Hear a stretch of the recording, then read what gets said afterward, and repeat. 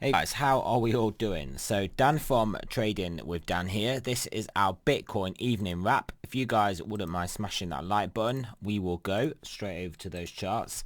So yeah, the 4 hour, you can see we are at that resistance, at that 10,500 resistance that we're looking at. So this is obviously an important level for us to, well, break back above. Is obviously old support formed as new resistance, and we've got the bottom side of this trend line also that we need to try and get back up to. The price action generally though is looking quite good. We've had a nice reaction off this low. We've had a nice reaction off this wick down here. And yeah, I mean, generally speaking, it's obviously looking constructive until it isn't. We were sort of looking at this 9,400 area as a level of importance to get through first. That was our first area we were talking about this morning. We got through that, and then obviously 9,500 is the second area of importance. If we just have a look at this over on the daily, yeah, it kind of just over on the 12 hour, yeah, it kind of makes it look a little bit more clear what is going on. We've realistically got to get back above this level, and then yeah, get back above, well, realistically above 11,800, so we can take out this high here. And then obviously a little bit higher will be the top of this box. Just have a look at the daily, see how it's looking. So yeah, you can see we have got a daily 9 coming tomorrow. So yeah, I mean, the daily 9 could well, not necessarily have been front ran, but obviously this is a big 7 candle, so we're not necessarily gonna have to trade lower than this or accelerate down into a daily 9. But obviously we do always have to be aware that that can happen. We can get accelerations into the daily 9. Oh yeah, sorry, such as we had here. Look, you can see this 8 candle was actually looking pretty toppy here, and then obviously the next day, oh well, there you go. So yeah, you can kind of see this 7 candle is looking kind of like that's the move down, but you never know, we could get a big candle like this. That candle would obviously take us down roughly towards the daily 21 just here. No, sorry, the daily 200. In fact, just ignore what I said then. The daily 200 and also this very important 10,600 level. But anyway, that is enough of that, because I don't think that is what is going to happen.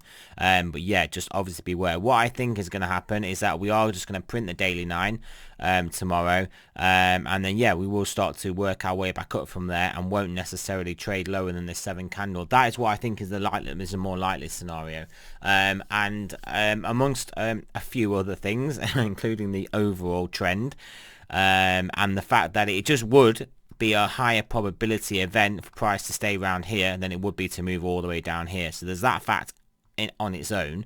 There is the fact the overall trend is up, so it would be harder to get a big down candle. And finally, what we will have a look at is stock markets, gold and silver. Everything up, everything is up. So I fail to believe anyone that will try and tell me that Bitcoin is going to go down in that scenario. Obviously it can, but it is less likely, and that is what I'm talking about, probabilities about what is more or less likely to happen. Also, if we have a look at the someone told me there was a bi-weekly 9. Let's have a look. 2 weeks add, we'll get a little asterisk, get it up there we go. Yeah, there we go. So there we have it, a bi-weekly 9, a bi-weekly 9. Look at the last bi-weekly 9 that we had. Yeah, basically set us off. We didn't trade higher than the last bi-weekly 9. Well, we haven't traded higher than the last bi-weekly 9, and after that candle we came down to a low on Bitmex of the mid 3,000s. So yeah, we'll just forget we ever looked at that. I mean, you guys are all good with that, aren't you? Yeah, we'll forget that happened. In all fairness though, this move up obviously came from a lower base.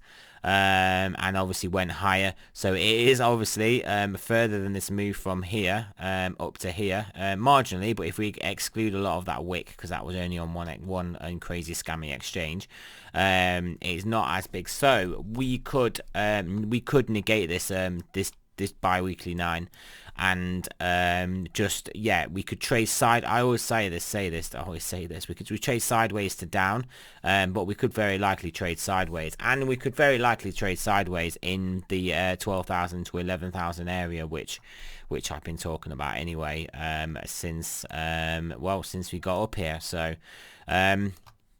yeah, obviously when this candle does close, which is in 4 days, guys, so it was in 4 days. So I mean, if we're going to come down, we could come down before 4 days. We obviously can do that. We've obviously got the daily 9 tomorrow. So I mean, the daily 9 and bi-weekly 9 wouldn't be the worst candles. Not I'll say worst, because we don't. That's not like the better or worse candle, but they're not sort of candles that you would look out of place if you then saw a sell-off from a daily 9 and a daily 9 and a the daily 9's a buy anyway. So what am I talking about?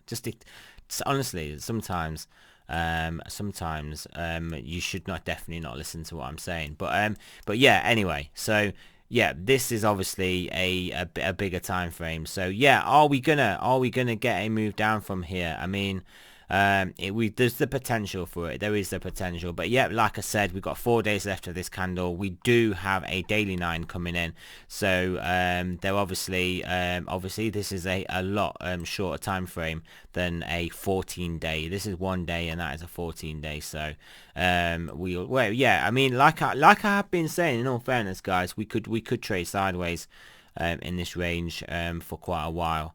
Maybe even sideways to down before then breaking up again. I mean, Bitcoin likes to trade sideways to down and then break up again. Well, it did here anyway. Yeah, that is definitely two things to pay attention to. I mean, immediate term trading, to be honest, regardless of what is going on with this bi-weekly 9, it's good to be aware of it. But we've got all the clear defined levels to look at anyway, so we'll see this happen in real time under the microscope on the smaller time frames, with 14x magnification on this one based off of a 2 week.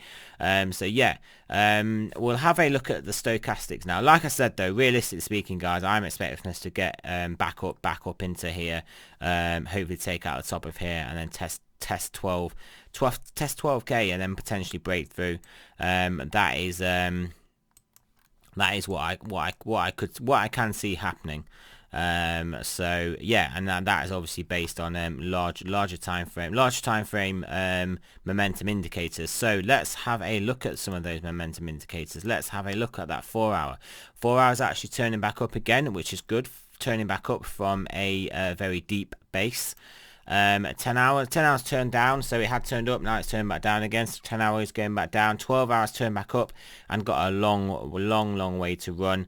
And daily obviously is still coming down, but doesn't have much further to run to the downside, especially if price action is going to be going to the upside. I mean, 2 day, 3 day and 5 day are all going to be turning down, but yeah, I would expect those to not cause too much of a trouble if we do get the 12 hour and the daily to the upside, because then obviously if we look at the weekly, it's not looking too bad, and if we look at the bi-weekly, a new one we've got, well, it's up there, it is looking to turn around, but at the moment it's up there, and the monthly is obviously looking good. So a little bit of bifurcation between those indicators.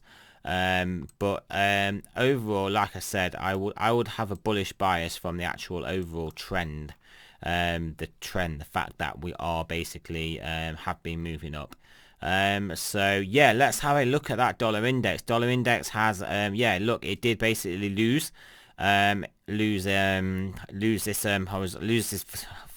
trend line, and it did actually come back up and back test the top, where it got slammed back down pretty heavily. So this is a 4 hour time frame, but yeah, a pretty bearish candle there, like absolute rejection of this line. And yeah, slam back down, and that's obviously clearly bearish. We've taken out the bottom of this candle, and you would expect continuation down. Like I said, this was the next important level here, which we are, well, we tested it. Bounced off it. I mean, so that's literally where we bounced off that level there.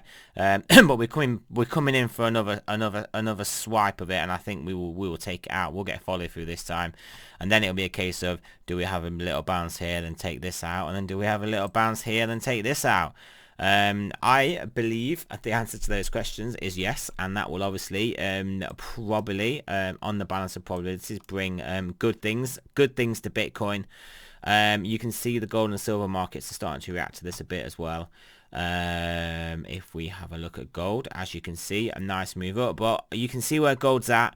It's regaining this horizontal, excellent. It's at this trend line, so I mean, if we break the trend line, things are looking great for onwards and upwards. So yeah, and we are at it. So you wouldn't necessarily bet on a rejection straight from here, so that would therefore imply we're going to break up, which then means we are onwards and upwards, and that certainly will happen if that dollar index does go down, like we were saying. And silver as well, silver similar move here, sort of drifted out of the pennant, but now is making a beeline, guys. It is making a beeline for $30. I need it at $30, guys, just to win a bet. Look how close we got. Look how close we got. That is just, oh, it doesn't matter. We're going to get there anyway, and we're going to go to $40 after that.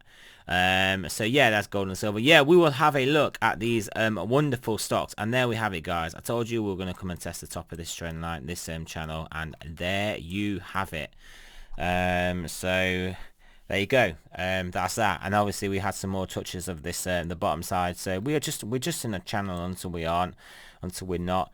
And I mean, if we break out the top of the channel, things then obviously then accelerate to the upside in an already aggressive upward trend. But yeah, so obviously that could happen. But yeah, I mean, I would expect sideways to down here, just based on how we are respecting this channel. And as you can see, though, we can break out of it, but it kind of doesn't like to, price action doesn't like to run away like that so much, and it did get slammed back down.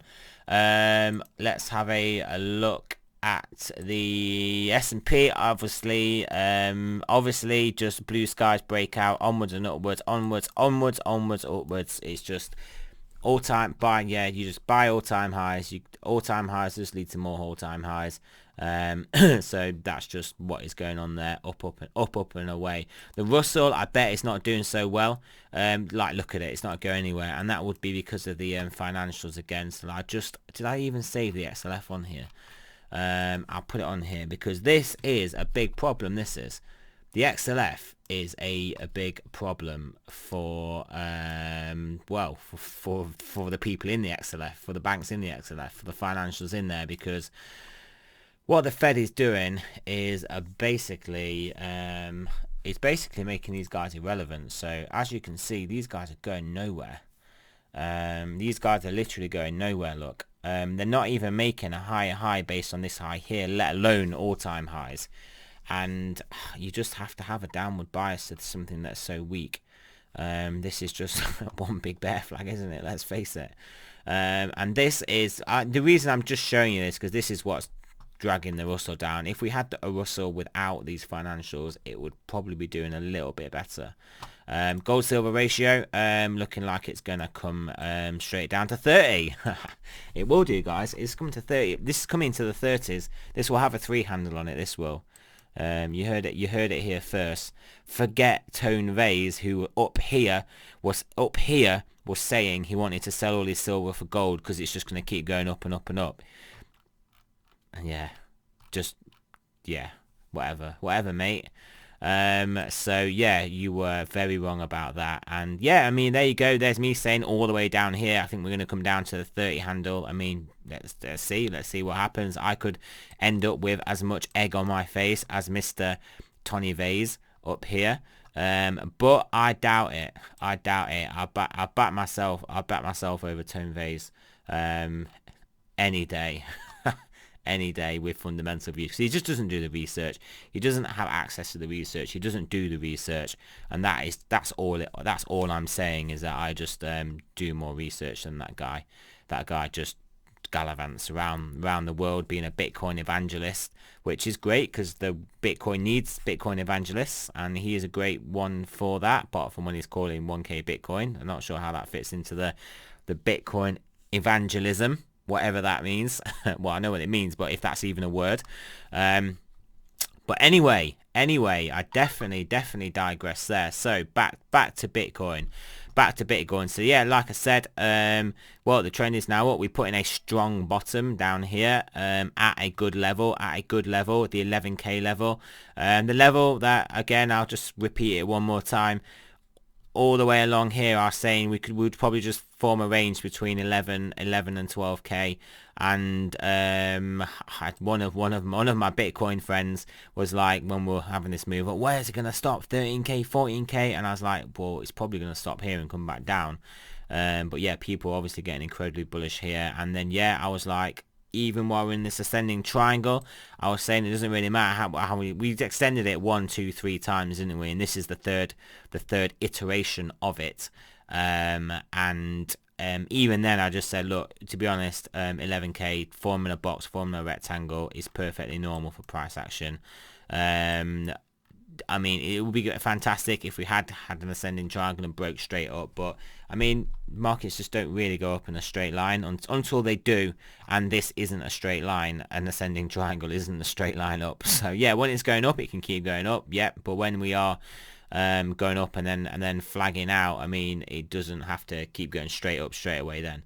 Anyway, so it is giving us lots of opportunity in the altcoins recently, so that is obviously good for us. That is good for us, guys. So anyway, that is it, guys. I'm sorry if I rambled on a bit long here on this video, but yeah, we covered a few things. So yeah, remember, none of those things were financial advice, and none of those things make me a financial advisor. So always do your own research, and yeah, I will speak to you guys in the morning.